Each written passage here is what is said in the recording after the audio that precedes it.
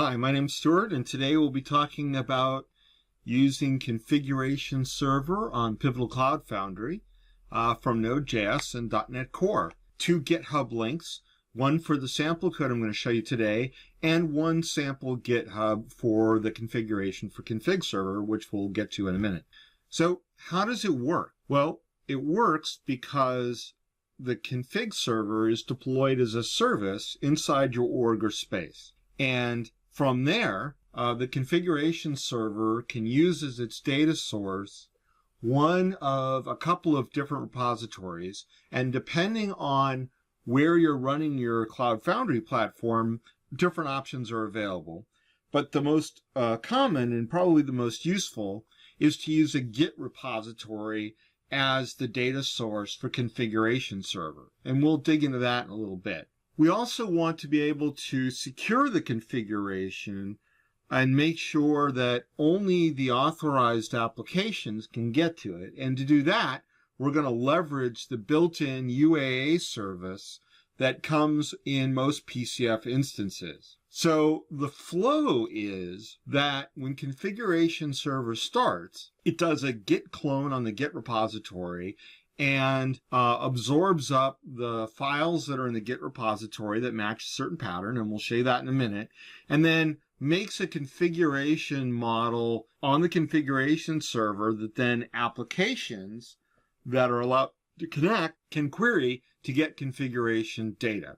Let's drill in. In the Git repository, you have a file organization that's flat. And by the way, most implementations insist this is in the master or default branch, and there is a naming convention that goes along with it. The application YAML is, for all intents and purposes, a magic file name that is all applications. So if you had shared information between all the applications, such as a version, a release, a copyright, the application, a suite name, or anything else that you wanted to share with any application that wasn't particularly application sensitive, that would be a good place to put it. And then you can create YAML files that are for your specific application, and by convention, it's good to eponymously name them for the application. So if you have a name of your application in your manifest file that you use to push your app, then that would be a good name to name your YAML file as well.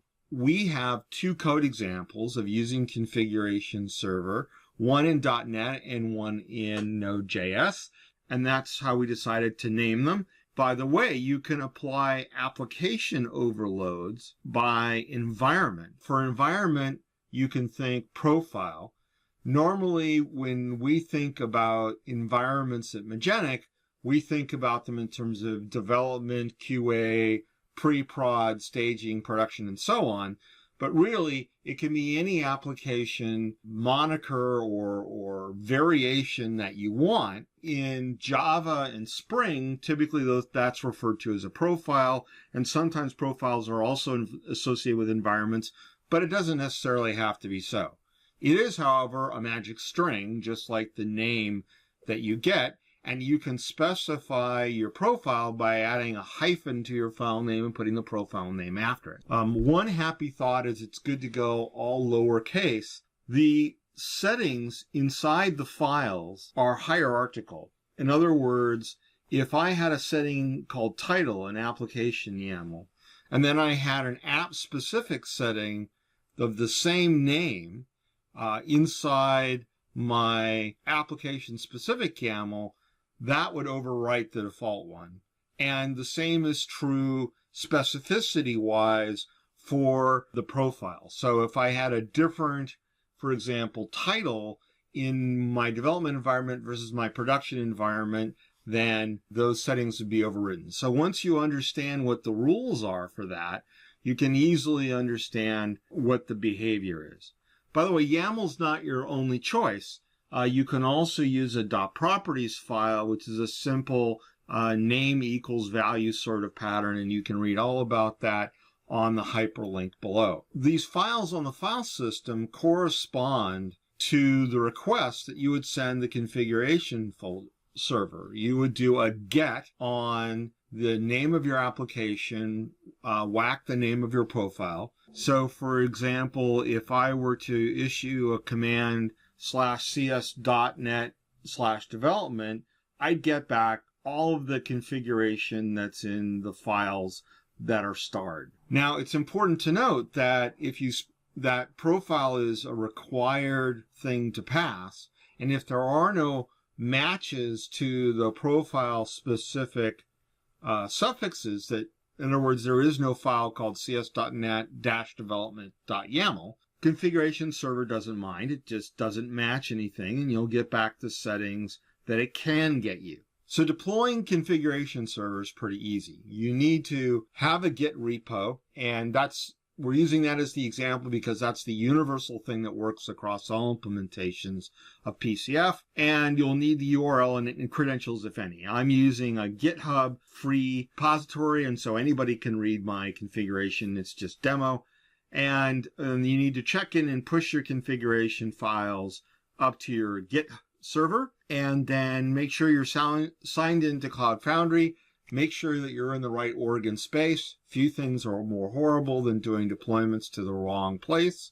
And then run a pretty simple command. Cloud Foundry create service, the name of the service as it appears in the marketplace, and this may vary from installation to installation, followed by the service plan. So I'm using the Pivotal IO Cloud, and so the config server is called p-config server, and the standard plan is the only plan available. It's kind of a free plan. And then I need to give it a unique service name, and I need to pass it a JSON structure that has the configuration in it.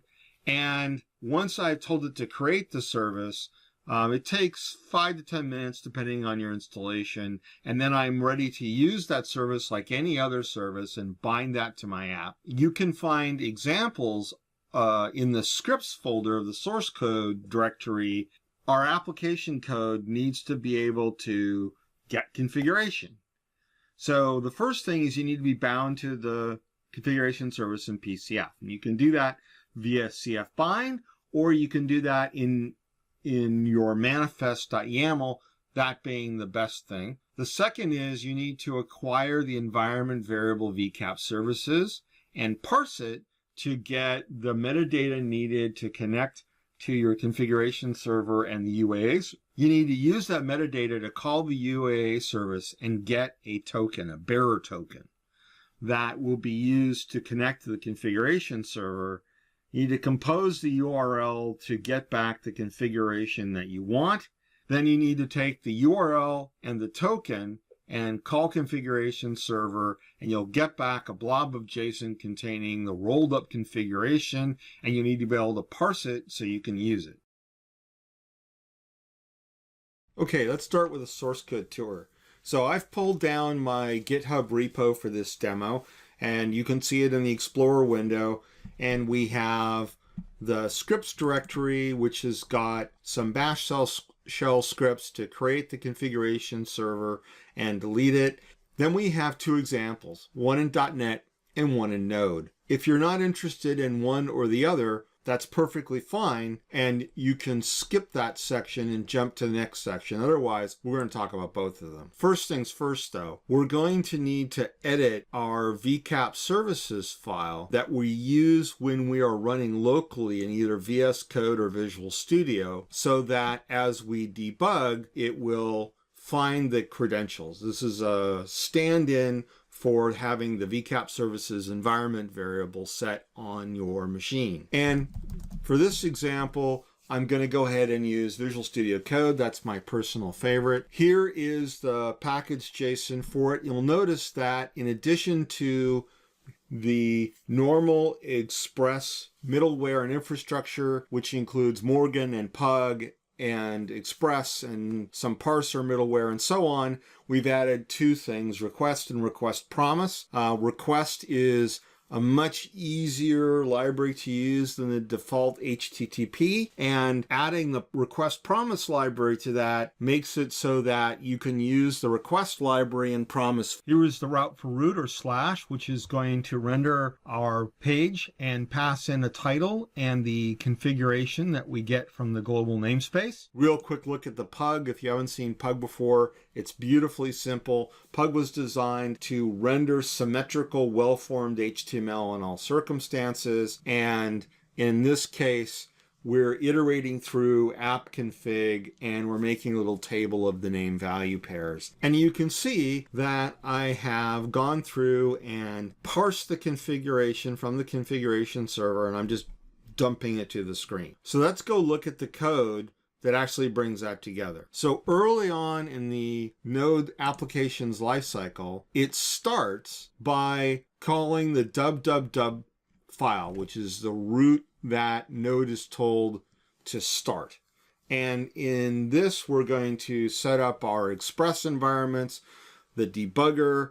We're going to go ahead and pick a port and start serving up our site. Two important lines, 14 and 16. In 14, we use require to bring in our module and call it config. On 16, we invoke the module's business logic by invoking it as an anonymous function.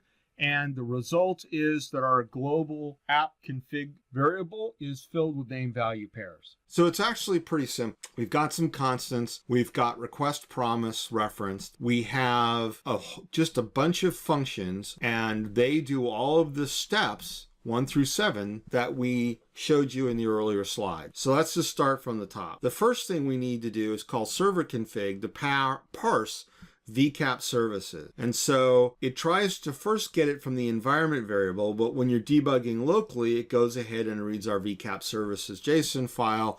Either way, it's going to end up with a text block of the JSON, which we need to turn into an object, which then we need to parse. A little function that recursively searches through the object until it finds a node that has a specifically named property. And that gets me the credentials part of the node. And then I parse those credentials. So now all I need to do is create a little configuration block, a simple object with 4 properties that has the essential 4 properties I need. We need to export a function that's going to call getConfig with key. And as you'll recall, from our www startup file, after we get our module loaded, it exports an anonymous function, and this calls the anonymous function. So back to the action.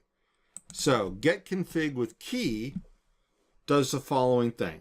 It makes an options block for request that says we're going to post to the UAA server a form containing the pair grant type client credentials, which is just the magic thing that PCF demands that you send. And we're going to create an authorization block, which is the username and the password, and send immediately true, which basically is going to force our library to send basic auth.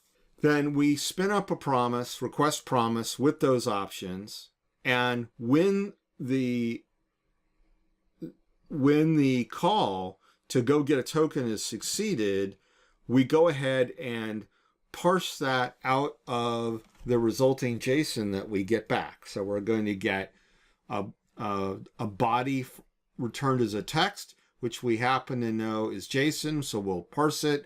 And then we know there's a property called access token by building up the get. So in this case, we're going to go ahead and make a URI that uses the URI that we got for where our configuration server is, the name of the current application, and of course we're using /development hard-coded here, but normally you'd pull what environment you're in out of an environment variable. And this time we are actually sending a bearer token, which is right there, and of course that's the token that we got before. And we invoke our request promise again. And in this case, we're going to get back a body that we're going to pass to parse config. And that's what's actually going to take that big block of complicated JSON and break it into some easy to use parameters. And then, of course, we have our promise catches to make sure that things happen the way they should. Parsing the configuration is not particularly tricky. It just requires a little indirection. And here's the code to do it. And the result is that I'm going to end up with an array of name value pairs that I'll be able to parse out. And you can see we create an item object and we add a name and a value property to it, and we put the name and the value. And so we take this JSON and we use map to flatten it so that we get all of the name value pairs that we're going to need for our application. So I'll spare you watching me push it to PCF, although you should take a look for a minute at the manifest file that I created for this app. Creating a manifest is a best practice. And you'll notice that in it, I allocate some memory. I say what stack I want, what build pack I want, and I bind my config server so that its settings show up in vcap services environment variable. And of course, I can find out what I need to know about my app by doing a cf app cs NodeJS, and there is the information for my app running, and I can go get the URL for it.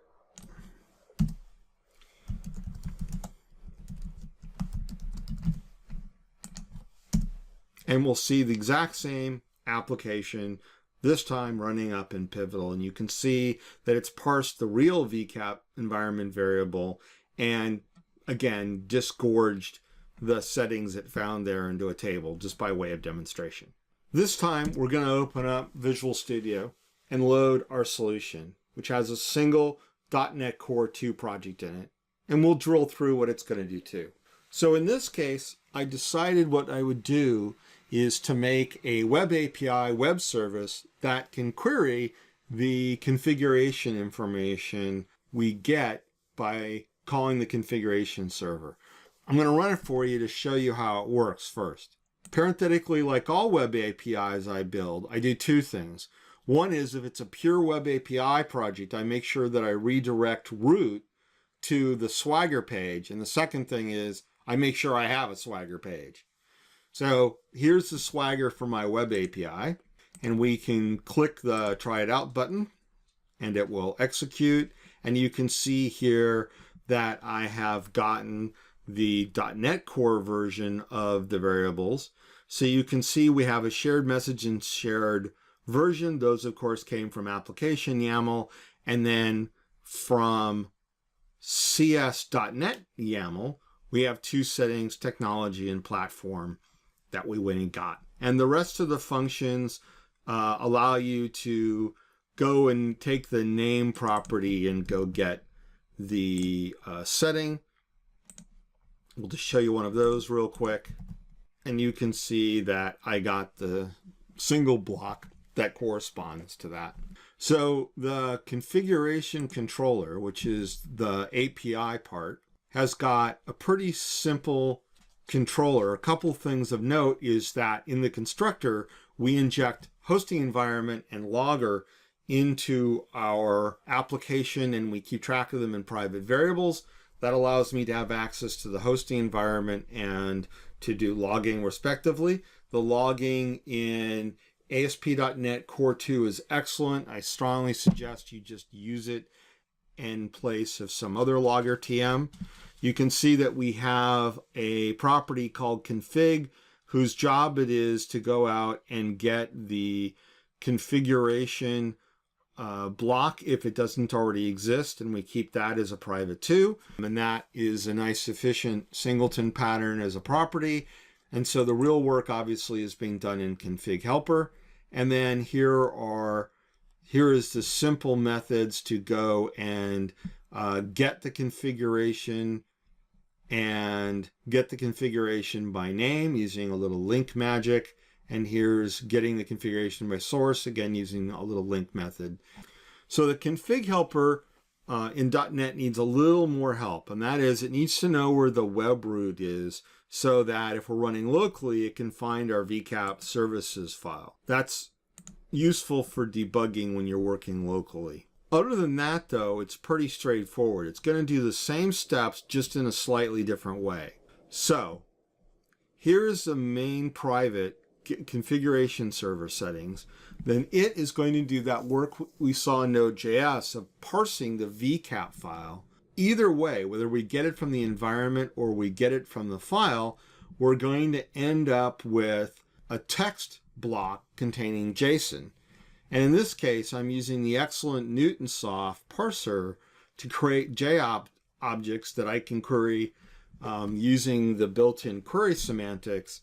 And you can see that what I do is I drill down through the complicated structure I get back until I find the collection I want, and then I enumerate through it, and I set the access token, client ID, client circ, and URL, and that will be the configuration that I will pass around to be able to do my web calls. So the first thing I need to do is go and get a security token.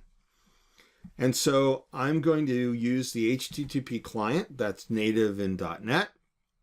I'm going to tell it what the base URL is. I'm going to tell it what the request path is, and I am going to set a time span, and then we're going to create the basic authentication. This is in .NET, this is a lot more obvious. I could have done this in one line, by the way, but I like being able to step through it, and that creates our base 64, which we can add as an authentication header and basic.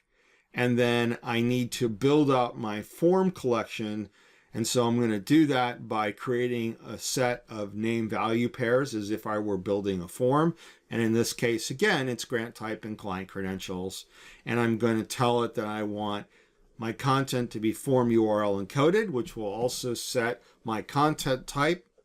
And then I just invoke it, parse the resulting JSON back, again, using the excellent JSON magic provided, and then I'm going to go grab the security token. And so that's the security token I'll be using to call my configuration later. Okay, here's the get configuration method. Couple things are different. We're still using our friend the HTTP client. We're setting our base address, and this time we're adding an authorization header of a bearer token using the token that we generated before by calling the UAA server.